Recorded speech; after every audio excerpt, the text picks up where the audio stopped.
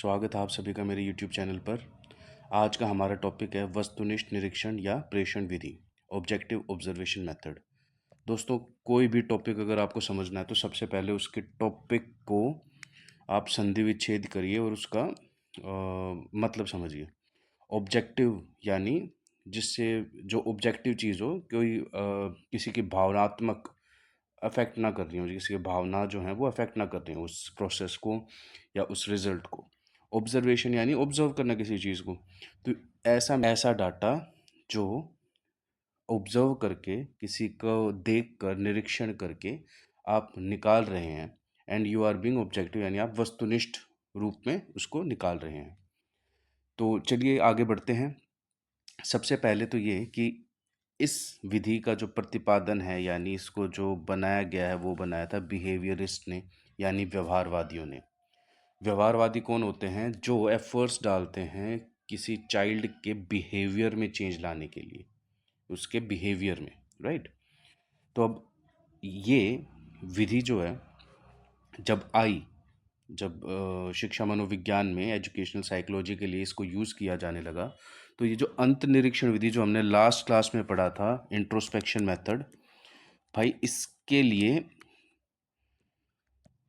काफ़ी मतलब एक सेटबैक रहा।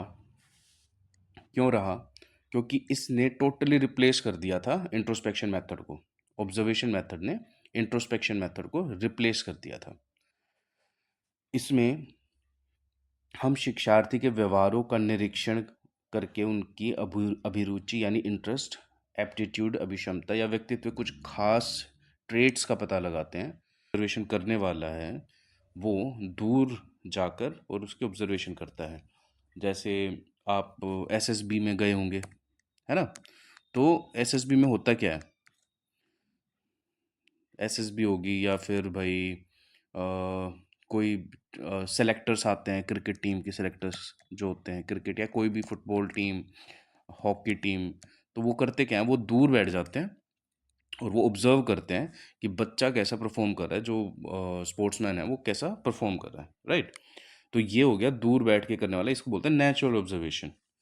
सेकंड टाइप है पार्टिसिपेटिव या सहभागी प्रेषण।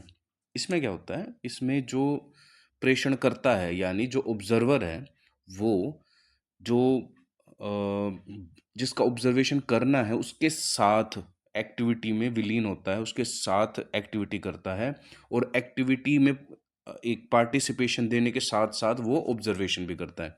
ठीक है।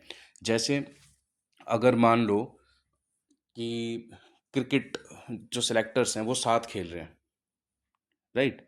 वो साथ आए हैं खेलने के लिए और खेलते खेलते वो देख रहे हैं कि बच्चे के इमोशंस क्या हैं, बच्चा बच्चे का स्टांस क्या है, राइट। तो ये हो गया पार्टिसिपेटिव ऑब्जर्वेशन। जैसे कि हर विधि का कोई गुण या दोष होता है, यानी मेरिट और लिमिटेशंस होती हैं। इस विधि के भी हैं, इस मेथड के भी हैं। आइए देखते हैं। वस्तुनिष्ठ तथा अव्यक्तित्व होता है, यानी ये काफ़ी हद तक ऐसा होता है कि इसमें किसी व्यक्ति की भावनाओं का असर नहीं होता। प्रेषण में जो रिजल्ट आएगा, जो ऑब्जर्वेशन का रिजल्ट आएगा, उसमें वस्तुनिष्ठता ज़्यादा होती है। ठीक है। ये एक वैलिड, वैध और विश्वसनीय निष्कर्ष पर पहुंचा सकता है जो अंतर्निरीक्षण विधि द्वारा संभव नहीं है। अब ये क्यों नहीं है? क्योंकि मैंने बताया था अंतर्निरीक्षण विधि, इंट्रोस्पेक्शन जो मेथड था, उसमें मैंने आपको ये बताया था कि यहाँ पे बंदा ना सारी चीज़ें अपनी नहीं बताता, वो कुछ छुपा लेगा जो उसको ऐसे लगे कि शेम के तरफ लेके जाएगा उसको, तो वो उसको छुपा लेता है। लेकिन इसमें क्या है, इसमें ऑब्जर्वर जो है वो सेम पर्सन नहीं है, वो अलग है, राइट। तो वो ज़्यादा वस्तुनिष्ठ हो पाएगा, तो उसका जो रिजल्ट आएगा ऑब्जर्वेशन का वो वैलिड भी ज़्यादा होगा, रिलायबल भी ज़्यादा होगा। इसमें इंटर ऑब्जर्वर रिलायबिलिटी यानी अंत प्रेषक विश्वसनीयता, यानी एक ही कैंडिडेट को मैं भी कर रहा हूँ ऑब्जर्व और मेरा फ्रेंड भी कर रहा है, तो वो ज़्यादा होगी।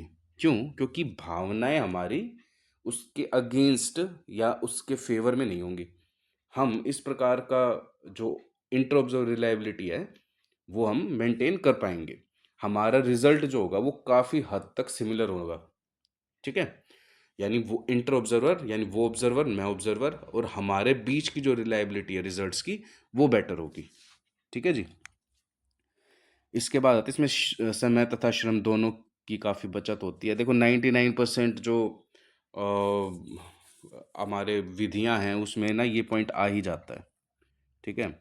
तो जब हम ये JBT DLED AET करते थे तो सब में हम ये तो चिपका ही देते थे। ठीक है। चलिए, अच्छा, ये बहुत इंपॉर्टेंट पॉइंट है इसमें। इंपॉर्टेंट कैसे है?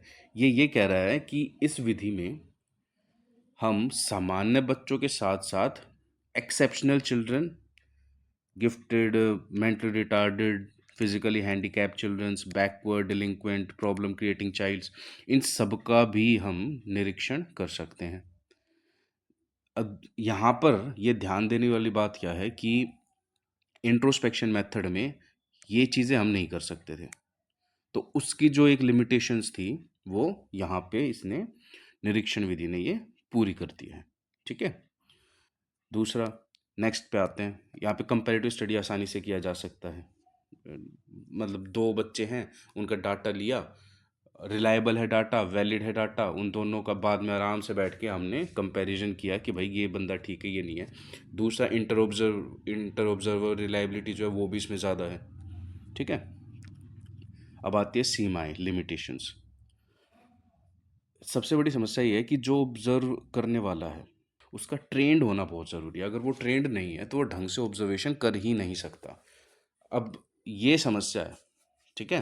क्योंकि उसको सब कुछ पता होना चाहिए। बच्चा अगर गुस्सा हो रहा है तो किस लिए हो रहा है गुस्सा? भाई ठीक है, सामने वाले इसको डिस्क्रिमिनेटेड फील हो रहा है या ये बुली है, दोनों चीज़ों के एंगर में फ़र्क होता है ना?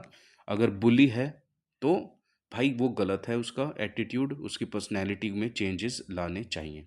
लेकिन अगर वो डिस्क्रिमिनेटेड फील हो रहा है और वो एंगर रिप्रेजेंट कर रहा है तो इसका मतलब वो अपने इमोशंस को दबा रहा है, और मतलब एक वो अपना आउटलेट लेके नहीं आ रहा है। उसको बोलना चाहिए कि यू आर डिस्क्रिमिनेटिंग मी, उसको अपने व्यू पॉइंट रखने चाहिए, तो वहाँ पे भी एंगर कंट्रोल होगा। ठीक है। तो लेकिन अब ये उसकी पर्सनैलिटी में एंगर आया कहाँ से है, ये सिर्फ एक ट्रेंड जो ऑब्जर्वर होगा वही बता सकता है। तो इसमें ये ज़रूरी है कि ऑब्जर्वर जो वो ट्रेंड हो। प्रेषक का कार्य एक अनियंत्रित, अनकंट्रोल सिचुएशन। अच्छा देखो, इसमें क्या है कि आप खेल रहे हैं, चाहे आप नेचुरल ऑब्जर्वेशन करें, यानी आप प्राकृतिक मतलब बाहर बैठ के किसी को ऑब्जर्व कर रहे हो या साथ में पार्टिसिपेट करके कर रहे हो। अब आप ये देखिए उसमें ना बहुत सारे वेरिएबल्स रोल प्ले करेंगे। एक सिंपल से एग्जांपल, जैसे हम फुटबॉल खेल रहे हैं तो अब वो बच्चा हो सकता है जिन बच्चों के साथ खेल रहा है उससे पहले लड़ा हो या उसके बेस्ट फ्रेंड हो। ठीक। हो सकता है वो बच्चा खाना ना खा के आया हो या बहुत ज़्यादा खा रखा हो। वो बच्चा कल बहुत ज़्यादा प्रैक्टिस कर चुका या आज उसके पैर में वैसे दर्द है। ठीक है, वर्कआउट से दर्द हो गया। इतने सारे वेरिएबल्स हैं, आप बच्चे की पर्सनैलिटी को एक सटीकता से जज नहीं कर सकते, और यही इसका लिमिटेशन है। ठीक है जी।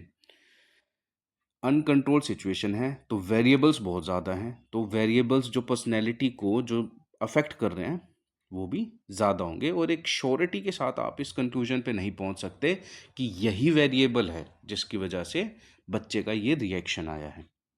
राइट।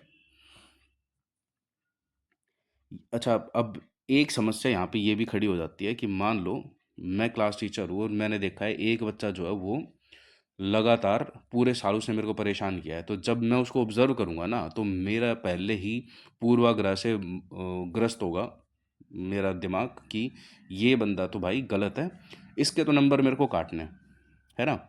अच्छा, आप ये देखिए, इसीलिए जो हमारे यहाँ पर स्कूल्स में या कॉलेजेस में जो एक्सटर्नल आते हैं इसलिए भेजे जाते हैं वो, ताकि वो विदाउट एनी बायस, विदाउट एनी प्रिजुडाइज, वो एक कैंडिडेट को जज कर सके और उसको ढंग से नंबर दे सके, है ना? अच्छा, इसमें एक बात ये है कि इसमें ना सिर्फ बाहर के बिहेवियर को आप जज कर सकते हो, है ना? भैया दुनिया नाटक भी तो बहुत करती है। जैसे गुस्सा आ रहा है, मैं तेरे को जान से मार दूंगी, अंदर अंदर वो हंस रहा होता है, देख डरा दिया ना इसको, है ना? या फिर वो रो रहा है और अंदर अंदर हंस रहे हैं।